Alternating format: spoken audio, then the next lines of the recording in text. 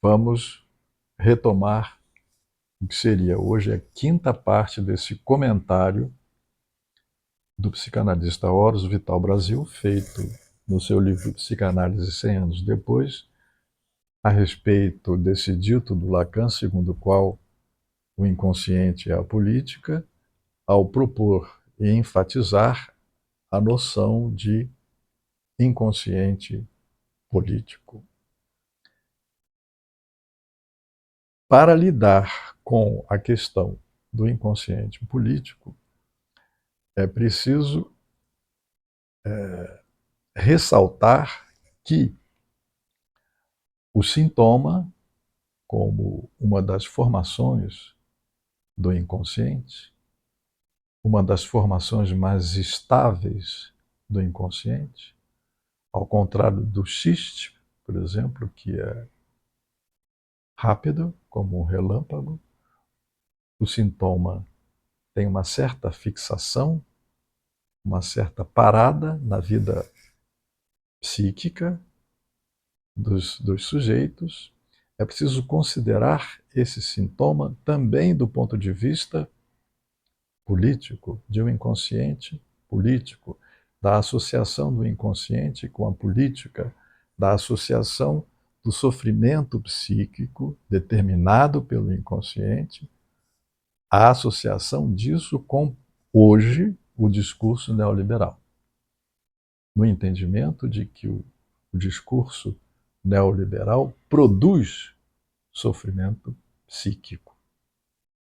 Então, vamos encontrar as raízes históricas dessa afirmação a partir da consideração da noção de sintoma.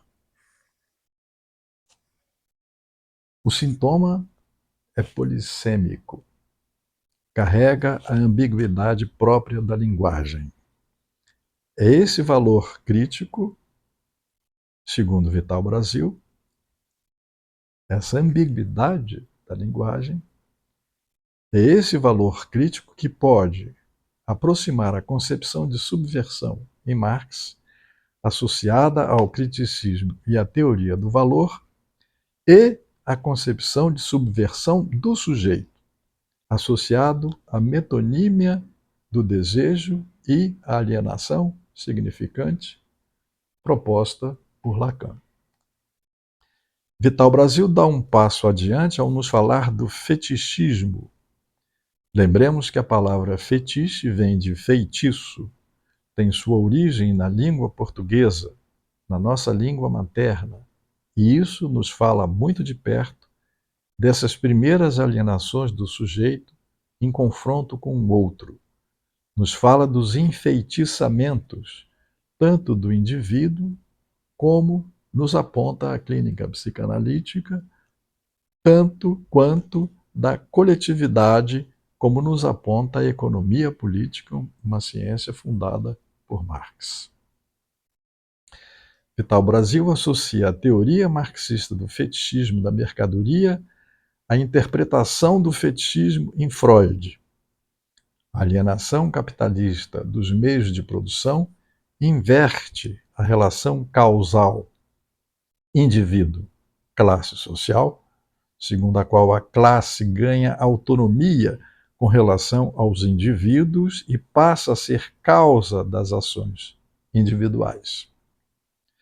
Por sua vez, a psicanálise, em extensão, aquela em que o analista intervém na cultura, denuncia essa inversão como uma alienação secundária, uma alienação que tem os seus determinantes nas representações ideativas, dando um sentido de ideologização paralisante aos excessos de investimento no valor mercadológico dos objetos culturais de uma sociedade consumista e tende a negar as diferentes opções de relação com a produção e a circulação dos bens. É essa sociedade consumista que não diferencia o valor de uso e o valor de troca e tende a negar o valor de uso da mercadoria. Vital Brasil dá mais um passo na aproximação entre as duas teorias ao nos falar da perversão. Ele também reconhece aí uma inversão. A perversão é entendida como uma recusa da castração simbólica, na sua vontade absoluta de gozo, como nos diz Lacan. E também está associada a uma fixação imaginária, uma outra parada. O sentido de inversão se torna patente quando o fetiche ganha autonomia e aparece como determinando o desejo. Basicamente, negando o enigma da diferença sexual como paradigmático de todas as diferenças e da diversidade da cultura.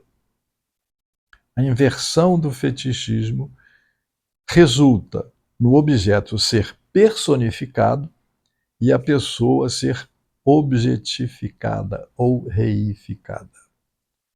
Para alguns autores, essa inversão pode resultar num estado de alienação que, embora secundário, está associado ao fenômeno do fanatismo, tanto na fixação ideológica no plano social, quanto nas tentativas inúteis de congelar o desejo no plano individual.